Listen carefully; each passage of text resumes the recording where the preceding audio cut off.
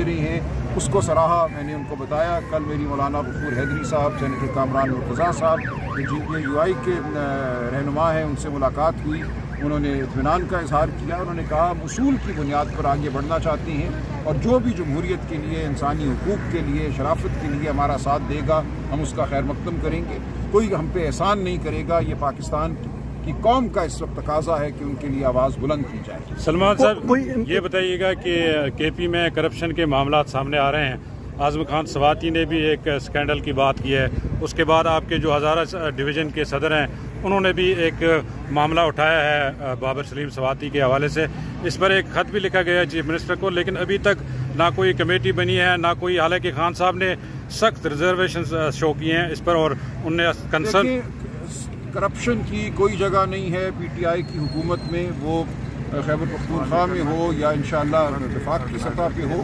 میں بالکل بات کروں گا علی امین صاحب سے, لیکن خان صاحب نے بالکل یہ بڑا واضح کہا ہے کہ علی امین گنڈا پور کو ان کی تائید حاصل ہے, وہ بہت اچھا کام کر رہے ہیں بطور وزیر اعلیٰ, اور جس کسی کو کوئی شکایت ہے اس کے لیے ہم بالکل ایک کمیٹی بنائیں گے. وہ کمیٹی ہر شکایت کا جائزہ لے گی, لیکن یہ یاد رکھیے کہ بہت سی باتیں سیاسی رقابت کی وجہ سے کی جاتی ہیں, تو ان کو وہ اہمیت نہیں دینی چاہیے جس کی وہ مستحق نہیں ہے. لیکن اگر کسی بات میں کوئی وزن ہوگا تو ضرور ہم اس کو دیکھیں گے. نہیں, وہ کہہ رہے ہیں ہمارے پاس ثبوت ہیں تمام. ہم دیکھ لیں گے, ہم کوئی کمیٹی اس کے لیے قائم کر دیں گے اور اس معاملے کو دیکھیں گے.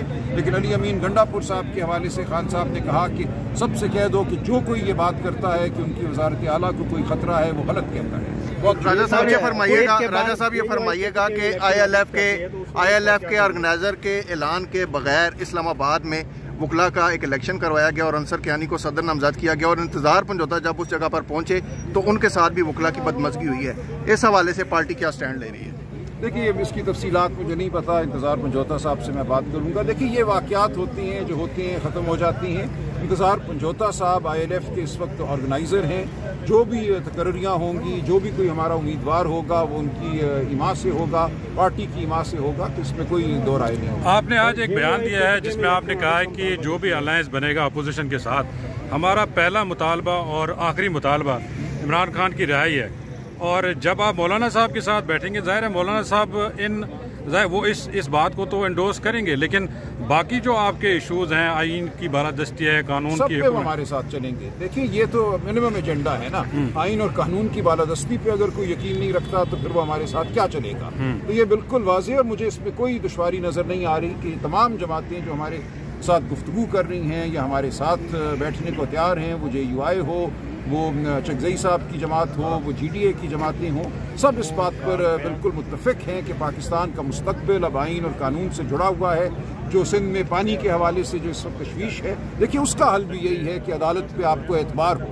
اگر عدالت پہ اعتبار نہیں ہے تو پھر آپ کسی بھی معاملے کو لے کر سڑکوں پہ آتے ہیں. ہونا تو یہ چاہیے کہ انڈس کارڈ کے حوالے سے اگر کوئی خلاف ورزی ہو رہی ہے تو لوگوں کو یقین ہو, اعتماد ہو کہ عدالتیں جو ہیں قانون کا نفاذ کرائیں گی. اگر وہ اعتماد ختم ہو جائے تو پھر ملک میں بدامنی ہوگی. افغانستان کے بارے میں بھی خان صاحب نے بہت اہم باتیں کی. جو اس وقت بدامنی صوبہ خیبر پختونخوا میں ہے, انہوں نے بتایا کہ ان کی جو حکومت کے دوران جو ان کے تعلقات تھے اشرف غنی حکومت کے ساتھ, اگرچہ وہ ایک پاکستان مخالف حکومت تھی, لیکن انہوں نے آگے بڑھ کر تعلقات پیدا کیے. مقصد یہی تھا کہ پاکستان میں استحکام رہے.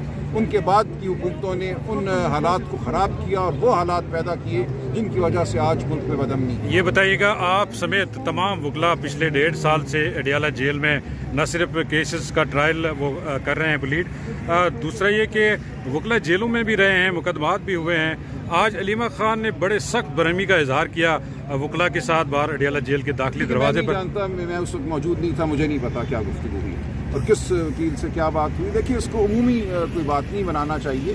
بہت سے وکلاء ہیں جو مختلف نوعیت کے کام کر رہے ہیں اور میں سب کو سراہتا ہوں.